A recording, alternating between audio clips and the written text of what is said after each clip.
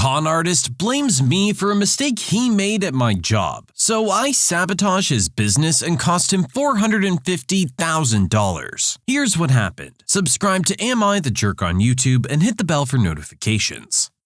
So this isn't my story, but my builders from about 15 years ago when they were building my house. The architect for our house was insistent on sash windows, and the only maintenance-free sash windows that were available in my country at the time were only available from one manufacturer. Now, this manufacturer had a very stuck-up and slippery sales rep, who insisted on doing all the measurements himself, including the custom bay window. This rep also dropped a couple of demo windows to show off, and he left them with our builders on site for a few weeks. If you're not familiar, brick construction in the UK comprises of an inner cinder block wall and an external wall creating a cavity for insulation. This becomes important later. The windows turn up on the construction site, and the builders get round to fitting them in. All of them go in fine apart from the bay window. It didn't fit. This absolute idiot had measured the internal cinder block and not the external brick. This meant the window was slightly small. My ticked-off builder phones the sales rep and tells him that the window's the wrong size and that they need to supply a new one. The sales rep turns into a jerk and blames our builder, saying he supplied the wrong dimension. Their arguing goes back and forth, but the sales rep doesn't budge. Our builder had no other choice than to buy another window, since all the windows were paid for and fitted at this point. These windows were expensive, and the builder was very ticked. At this point, the sales rep still hadn't collected his demo window, and our builder wanted revenge on this slimy sales rep. Our builder gets some silicone bathroom sealant, opens the demo windows, and fills the seams full of the stuff, then closes the window, basically gluing this window shut. The sales rep eventually collects the demo window so he can show it off to a potential client. One of the selling points of these windows were that you could open them up with one finger. So now imagine sales rep in front of a potential customer failing to open this window with one finger. Now imagine the sales rep trying to open the window with all his strength, and it's still not opening. Karma served. The ticked-off sales rep eventually works out that the builder sealed the window shut. He then rings our builders screaming at them, going on about how he just lost a £450,000 contract to supply the windows to a new building development. The builders at this point were in hysterics, and the slighted sales rep threatened to sue them. They never got another word off the sales rep in the end. Moral of the story is, own up to your mistakes.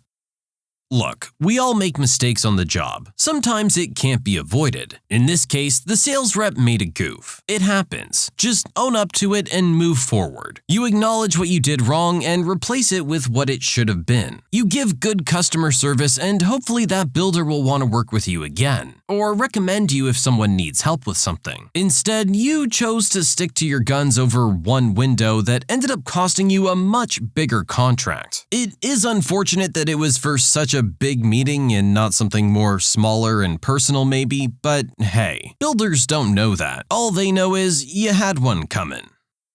You can submit your own stories to be featured here on the channel. The story submission link is in the description below. And if you want to listen to some vibey music in the background, check out easymode, also linked below. And don't forget to subscribe.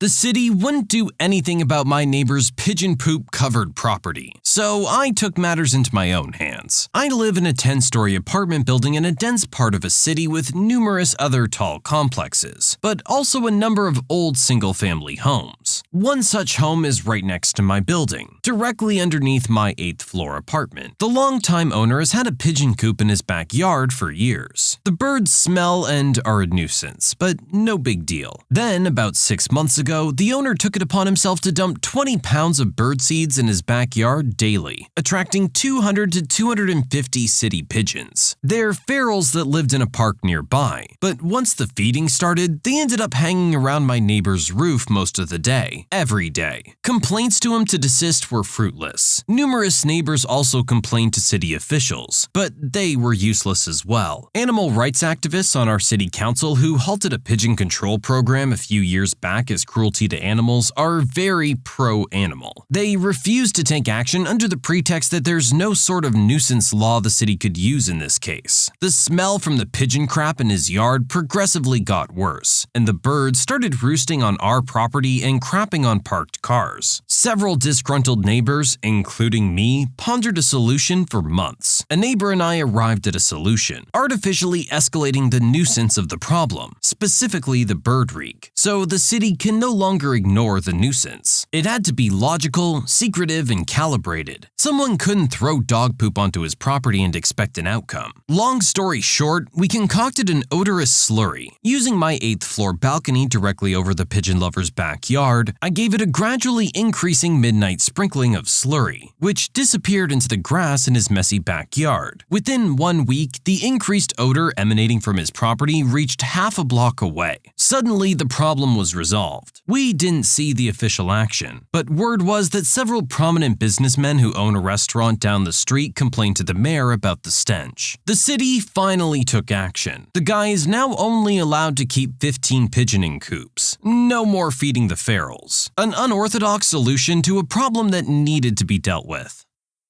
I'll agree that that's not the solution I would have come up with, but it worked out for you. Honestly, it should have never come to this. The fact that the guy's got like 250 pigeons flying around his house, crapping on everything, should be enough of an issue for the city to step in and do something. It shouldn't need to escalate to the point that it did before they act on it. If you're bothering your neighbors and having zero consideration for them and their property, then something needs to be done. It shouldn't come to some wealthy businessman saying something before action is finally taken. Entitled jerks cut in front of us in line at Six Flags, so my dad makes them have to wait in line twice. So for Christmas one year, my parents got us season passes for Six Flags. We used those passes often throughout the summer as a family, and had an amazing time. It was one of these days that this happened. We were waiting in line for one of the more popular rides, which was at the 45-minute wait point. This was relatively good for this ride, as you can wait up to an hour and a half at its busiest points. We got into line excited to share this ride with our dad, as it's one of the few he can ride, as he has a bad back injury that makes just walking around extremely painful at times. As we were in line laughing and making jokes while watching the little TVs they have at various points in the line, a group of people rudely cut us and stood in front of us. Our dad has a habit of not letting things slide, so we all braced ourselves for cover, waiting for our dad to go off on these people for cutting us. When, to our surprise, he didn't say anything. With confused looks, we turned to our dad, wondering why he hadn't told them off and to get behind us. He just looked at us with a look in his eyes, saying, "Wait for it." We shrugged it off and continued our wait. We didn't make it too far into the line at this point, so it was still about a 45-minute wait. As we got closer to the front of the line, we got more and more excited, waiting to get on the ride with our dad and have a great time. The way the line is set up is before you get into the loading station, there's a two-way staircase that has the regular line on one side and the fast pass line on the other side. And at the top of the stairs, there's workers making sure the people in the fast pass lane are supposed to be there. This is where my dad strikes. After waiting the 45 minutes in line behind the cutters, we stood at the top of the stairs, and my dad signaled for a worker's attention. Once he received it, he pointed to the group that had cut us and calmly stated that they had cut us at the beginning of the line. The worker then politely told the group that they would need to leave the line and go back to the beginning. They were ticked, but followed the instructions and left the line. The worker thanked my father for informing them, and suddenly pieces pushed into place in our mind. Our dad purposely waited until the very last minute to make them have to wait another 45 minutes, plus more time, as the line was longer now that it was later in the day and more people had arrived. I couldn't help but laugh as I watched them walk out of the line and back towards the beginning, and just hope that they learned their lesson not to cut after that. Good for Dad, honestly. That's way better than just saying something at the beginning. I think we've all had this interaction at amusement parks or someplace like it where you have a really long line to wait in. When that entitled jerk goes to cut in front of you, it just kind of bubbles something up in you. You can't help but say something. Whereas Dad in this story showed incredible restraint, and it totally ended up paying off way better. Instead of getting into an argument or a fight with random strangers in line at an amusement amusement park, you just speak up to the staff at the last possible minute and make them have to wait twice as long as everyone else. So much for saving time, I guess.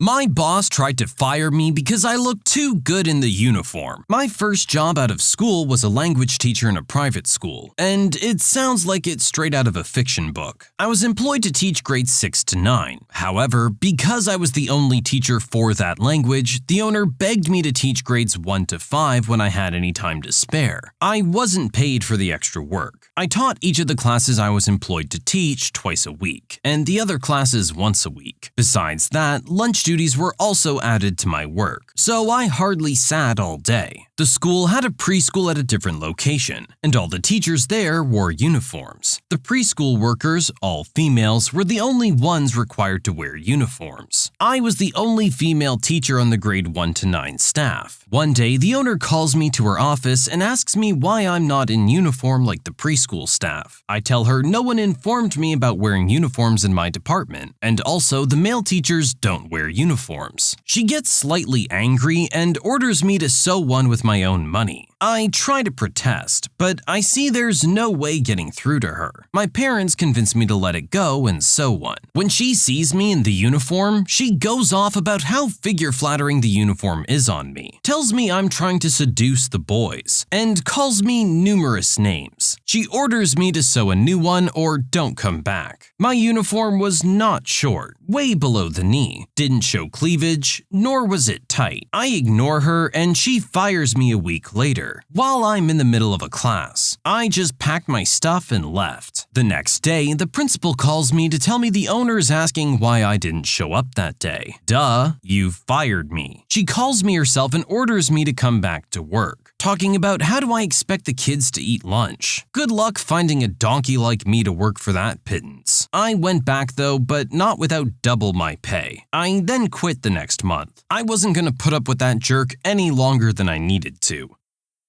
There's numerous things wrong with this story. For one, this is a private school. Why couldn't they afford to pay you for the extra classes you were teaching? 2, why do only the women have to wear uniforms and not the men? Seems pretty sexist if you ask me. And 3, if there is a uniform, why isn't it a universal thing? Why are you sewing your own? And then being critiqued on how flattering it is. It sounds like it was pretty standard. Honestly, you're just better off to be done with that place. Hopefully you've moved on to bigger and better things.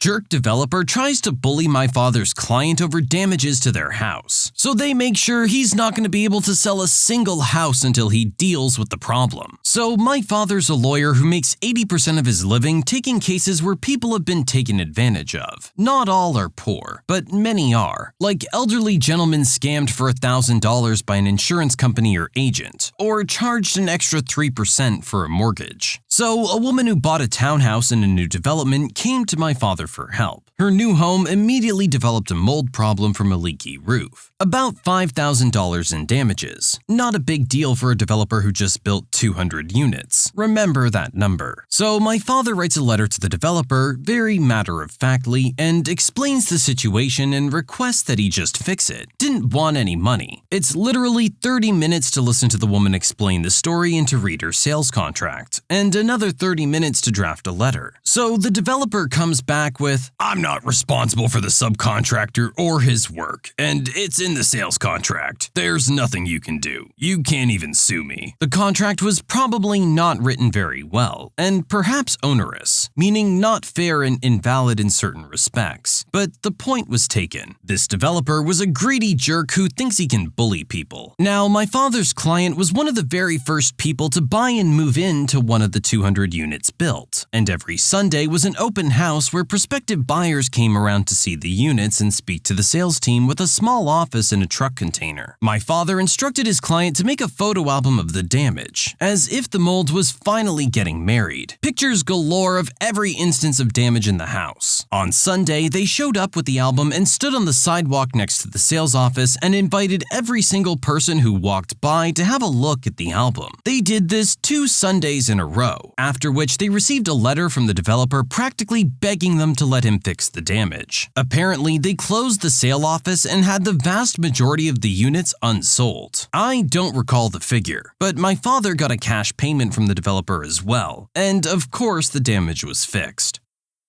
I mean, come on, this is the same as the salesman who measured the window wrong. You gotta stand by your work. If you don't, then that one unhappy customer has the potential to cost you a lot of business. Mind you, this is how a lot of Karens end up getting their way, and forcing businesses and companies to do things that they want so that they won't say something bad about them. But in this case, we had photo evidence, so there's no arguing against the fact that these guys screwed up. They weren't even asking for much. Just that it be taken care of as it should be. You gotta do right by them, and stand behind your work. I told one of the moms of my daughter's classmates to screw off and mind her own business. For some context before the story, I, 38-year-old female, cook Asian foods regularly for dinner and for my 7-year-old daughter Lily's lunches at school. This is because my family enjoys these foods. I like to cook these foods, and my mom cooked a bunch of these foods growing up since she's half Japanese. Oftentimes, I'll either give my daughter some leftovers from last night's dinner, plus a fruit and veggie or a snack, or I'll make her a quick little bento box or some other thing really quickly. So after school one day, my daughter wanted to play on the playground for a bit before we went home. I said she could play for a few minutes and she ran off to play. I was waiting next to this other parent who we'll call Deborah. While I was waiting, Deborah came up to me. "Are you Lily's mother?" "Oh, yeah, I am. Why?" "Well, your daughter's lunches have been bothering my son, and I'd like to ask you to pack something else." "What? How are they bothering him?" She then proceeded to start talking about how her son was complaining about my daughter's lunches smelling terrible, and that he thought it was disgusting. She also said her son didn't eat most of his lunch because he was so grossed out. Okay, I understand your son doesn't like the smell, but can't he just sit somewhere else? Are you kidding me? My son shouldn't have to put up with whatever crap you make your daughter bring to school. It's disgusting. And she started making more vaguely racist complaints, but I was fed up at this point. Listen, I understand your son might not like my daughter's food, but he can very easily just not sit next to her. I'm not changing what's in my daughter's lunches because you and your kid don't want to exist near Asian food. Screw off. She then angrily stomped off with her kid, and my daughter finished playing soon after, so we went home. I talked to my husband about it, and he said that maybe I shouldn't have told her to screw off, to avoid her bothering us in the future. Am I the jerk? I mean, yeah, you could have approached it a little nicer, but she wasn't really coming at you with any sort of decency to begin with. A lot of the time, people get as good as they give. If she's coming at you with that kind of toxicity and negativity, then yeah, you're not going to be nice in return. I think your argument was perfectly valid, and the way that she's acting entitled is something that she's just got to deal with. It's not your problem. She and her kid can't control what everyone else eats around them. It's a whole world full of people. You're gonna have to get used to sharing it. When you subscribe, make sure to hit the bell to turn on notifications. Put the playlist on in the background to finish listening to all the stories. Or if you want some vibey music to put on in the background, check out easymode. If you like Am I the Jerk, give Am I the Genius a shot. Everything linked in the description.